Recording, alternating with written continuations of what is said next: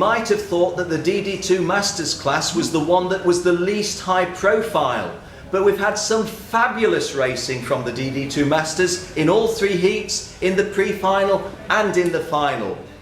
Martin Victorson from Sweden was in third place at the end, not able to join us for the press conference, but we do have the world number 2, the former world champion Dennis Kroes, and we have the world champion for 2010, Scott Campbell. Let me start with you, Scott, and say 7 times a world finalist.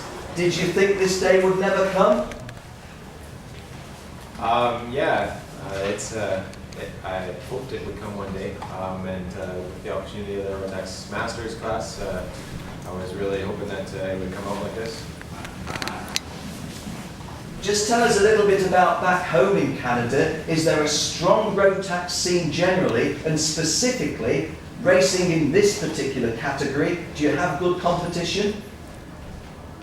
Back home in the West where I'm from, there isn't a lot of competition, but at Nationals this year it was very, very stiff, and I ended up coming out with a 4th even at Nationals after a long weekend. But Canada's got some really, really good drivers through all the classes. And if I can take you to the heats, those fabulous dices with the very unlucky Hamish Cross of New Zealand, I've lost count of how many times you passed and repassed. When that happens, do you just redouble your determination to get back in front, or do you think, oh, shouldn't have made that mistake? What's the mindset? Yeah, there's definitely the drivers with Hamish and with Dennis. It's so tight, and you have to make sure that you make the right move at the right time, because if they don't, they'll make you pay for it.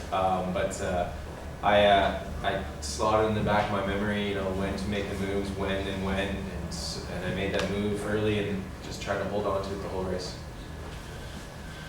Well, thanks, Scott. A worthy world champion. Has to be a shade disappointed. Been here before, world champion at this level, also European champion at this level. Dennis, it was a wonderful weekend's racing from you. It's a great achievement to be the world number 2, but does that leave you a little bit downbeat? Yeah, it does. But yeah, Scott is a good racer. He deserves it at the moment. Till the last lap, I really thought I could win it, could be the champion. But yeah, I could cry now, but no. No, yeah, I like that moment. I really like. Yeah, maybe next time. I was just going to say, next time, you're going to keep racing Rotax, you're going to keep turning in these fabulous performances, because I'm going to say to you, not a question, I'm going to tell you, you are still good enough to mix it at the very top. We'll see you racing next year? Not only next year, we'll race forever. I like that. I like it. Okay, Dennis, always very emotional. Scott Campbell, Dennis Kroes, any questions from the floor, anyone? Graham Smith. Scott, Dennis came very close to passing you on the last lap. What did you have to do to keep him behind? Yeah. Actually coming into the back section, I missed a shift, and I knew that Dennis would be right there on my heels.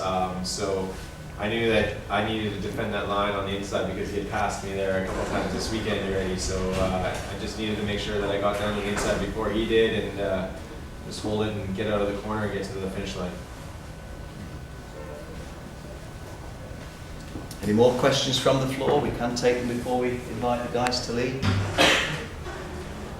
Well, once again, it's a shame we don't have Martin Victorson with us from Sweden, because he was worth his place on the podium in some tremendous driving, but either of these guys were good enough to be this year's world champion. Dennis Kroes really couldn't have done any more to make it to the top step, but the one guy that did have that little extra jump on him, well done, world champion Scott Campbell.